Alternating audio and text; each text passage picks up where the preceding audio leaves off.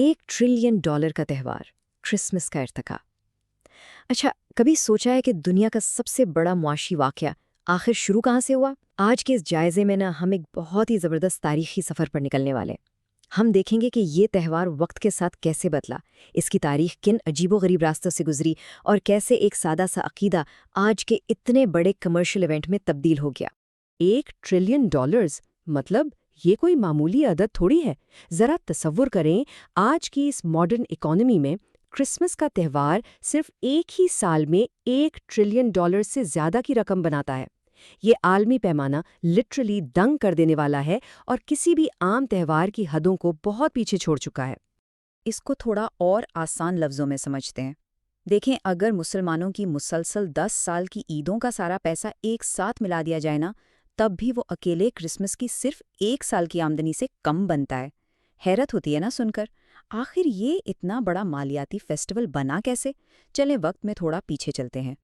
तो कहानी शुरू होती है आज से ठीक 2000 साल पहले फ़िलिस्तीन के एक छोटे से शहर से।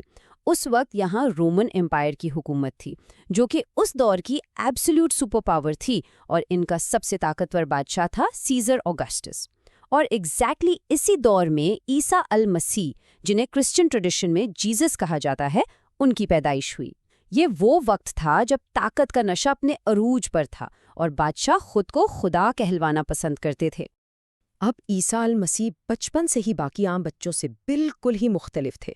एक वाक़या तो ये है कि बचपन में ही वो यहूदी उलमा के साथ ऐसी बहस करते पाए गए जिसने सबके होश उड़ा दिए, और बड़े होकर उन्हें ऐसी मौजज़ाती ताकत मिली कि वो सिर्फ एक उंगली के लम्स से, यानी सिर्फ छूने से, बीमारों को ठीक कर देते थे।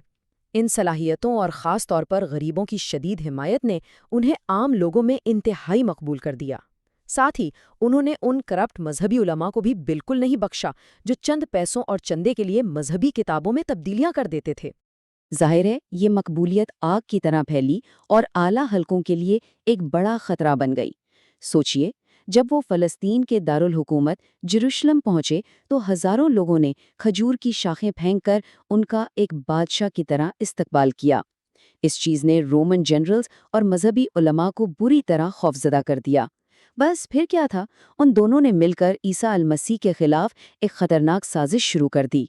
हालात इस कदर कसीदा हो गए कि आखिरकार उन्हें अपने 11 या 12 करीबी पैरोकारों के साथ अपना आखिरी खाना खाना पड़ा।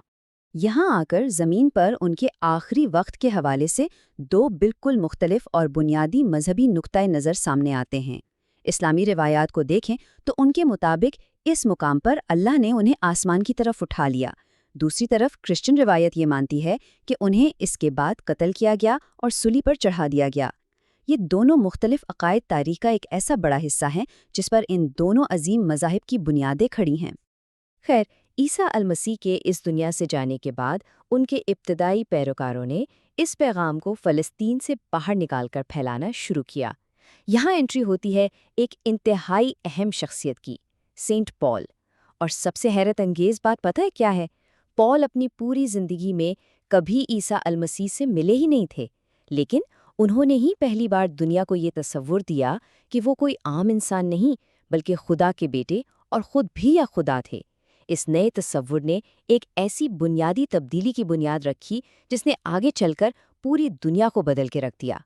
अब यहाँ तारीख एक बड़ा ही ज़बरदस्त मोड़ लेती है। रोमन एम्पायर की अवाम, जो उस वक्त जुपिटर की इबादत करती थीं, उन्हें अपनी तरफ मुतासिर करने के लिए इब्तिदाई पैरोकारों ने इस पैगाम में कुछ बड़ी तब्दीलियाँ कीं। सबसे पहले तो नाम बदलकर एक आम रोमन नाम रखा गया, जो वक्त के साथ आज इंग्लिश में जीसस बन चुका है। और चूंकि रोमन लोग यूरोपियंस थे और रंग के गोरे थे, इसलिए पेंटिंग्स में उनकी शक्ल को ब्राउन के बजाय एक गोरे यूरोपियन की तरह पेंट किया गया ताकि लोग उनसे रिलेट कर सकें। ये तस्वीरें इतनी मशहूर हुईं कि हाल ही में ऐसी ही एक कदीम तस्वीर लिटरली $450 मिलियन में फ़रोख्त हुई है। यकीन करना मुश्किल है ना? आने वाली सदियों की कहानी वैसे बड़ी संगीन रही है। शुरू में तो रोमन्स ने इन नए पैरोकारों पर शदीद जुल्म किया।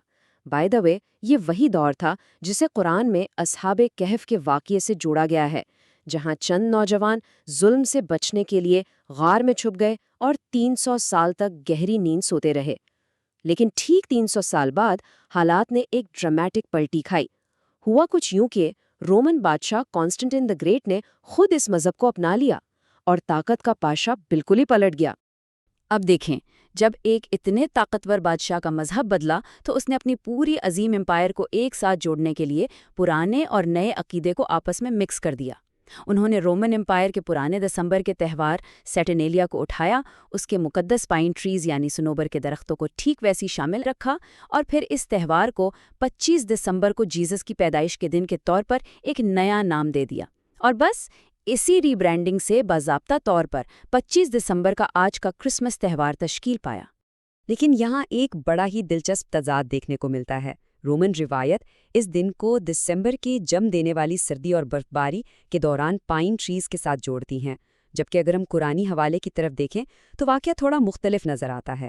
قرآن کے مطابق بی بی مریم کو ایک کھجور کا درخت ہلانے کا حکم دیا گیا تھا تاکہ تازہ کھجوریں گر سکیں۔ اب باٹنی یعنی نباتات کا علم رکھنے والے جانتے ہیں کہ درخت پر تازہ کھجوریں صرف اور صرف شدید گرمی کے موسم میں آتی ہیں، تو اس سے یہ اشارہ ملتا ہے کہ پیدائش شدید گرمیوں میں ہوئی ہوگی، نہ کہ دسمبر کی سردی میں۔ خیر، وقت تیزی سے گزرتا گیا اور جدید دور آتے آتے ایک اور بہت بڑی تبدیلی آئی۔ شروع میں یہ تہوار کیسا تھا؟ صرف چرچز میں خاموشی سے جمع ہونا اور عبادت کرنا، لیکن وقت کے ساتھ عام عوام اس سادگی سے اکتانے لگی، تھوڑا بور ہونے لگی۔ تو لوگوں کی اس بوریت کو دور کرنے اور انہیں واپس متوجہ کرنے کے لیے اس تہوار میں موسیقی، مشروبات اور مختلف نئے کردار شامل کیے گئے۔ یہ وہ ٹرننگ پوائنٹ تھا جہاں سے یہ سادہ سا مذہبی تہوار ایک عظیم تجارتی یعنی کمرشل ایونٹ میں تبدیل ہونا شروع ہوا۔ اور ان نئے کرداروں میں جو سب سے بڑا، سب سے مشہور اضافہ تھا وہ تھا سانتا کلاز۔ اچھا، یہ کردار کوئی ہوا میں نہیں بنایا گیا تھا، بلکہ دراصل ایک تاریخی شخصیت سینٹ نکولس پر مبنی تھا۔ وہ ایک کرسچن عالم تھے اور اپنی اعلیٰ سخاوت کی وجہ سے بہت مشہور تھے۔ پر یہاں ایک بہت ہی حیران کن بات ہے۔ تقریباً 150 سال پہلے جب اس کردار کو عوام میں لایا گیا تو جانتے ہیں اس کے کپڑوں کا رنگ کیا تھا؟ نیلے یا ہرے؟ جی ہاں، گرین یا بلو رنگ کے کپڑے پہن کر یہ بچوں کو تحفے دیا کرتا تھا۔ تو پھر پرانے سانتا کے گرین اور بلو کپڑے اچانک لال اور سفید میں کیسے تبدیل ہو گئے؟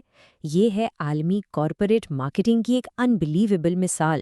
یہ سارا کمال دراصل کوکا کولا کا تھا۔ انہوں نے اپنے اشتہارات میں سانتا کلاز کو بھرپور طریقے سے متعارف کروایا اور اس کے کپڑوں کا رنگ بدل کر ٹھیک اپنی بوٹلز کے رنگ جیسا، یعنی چمکتا دھار لال اور سفید کر دیا۔ اور اس ماسٹر کلاس مارکیٹنگ اسٹریٹجی نے ہمیشہ کے لیے اس تہوار کے اصلی رواج کو فکس کر دیا، جو آج تک چلا آ رہا ہے۔ تو اب جب پوری کہانی ہمارے سامنے آ چکی ہے، چلیں واپس اپنے اسی حیرت انگیز فگر کی طرف چلتے ہیں۔ وہ $1 ٹریلین کی میسو سالانہ آمدنی اب بالکل سینس میک کرتی ہے، رائٹ؟ صدیوں پر محیط مذہبی اشتراک اور ماڈرن کارپوریٹ برانڈنگ کی حکمت عملی نے مل کر واقعی دنیا کی سب سے بڑی تجارتی انڈسٹری کھڑی کر دی ہے۔ It's like a giant puzzle جو اب جا کر مکمل ہوئی ہے۔ اس حقیقت افروز سفر کے آخر میں ایک بڑا ہی گہرا سوال لازمی طور پر ذہن میں آتا ہے، اور وہ یہ کہ آج کی ان روشن اور چمکتی روایات کا دراصل کتنا حصہ واقعی قدیم عقائد سے تعلق رکھتا ہے اور کتنا حصہ محض ایک کامیاب اور شاندار مارکیٹنگ کا نتیجہ ہے۔ تاریخ، تھیولوجی اور تجارت کا یہ عجیب و غریب مکس واقعی تھوڑا رک کر سوچنے پر مجبور کر دیتا ہے۔ امید ہے اس جائزے نے ان حقائق کو اور بہتر طریقے سے سمجھنے میں کافی مدد کی ہوگی۔ ہمارے ساتھ اس سفر میں بنے رہنے کا بہت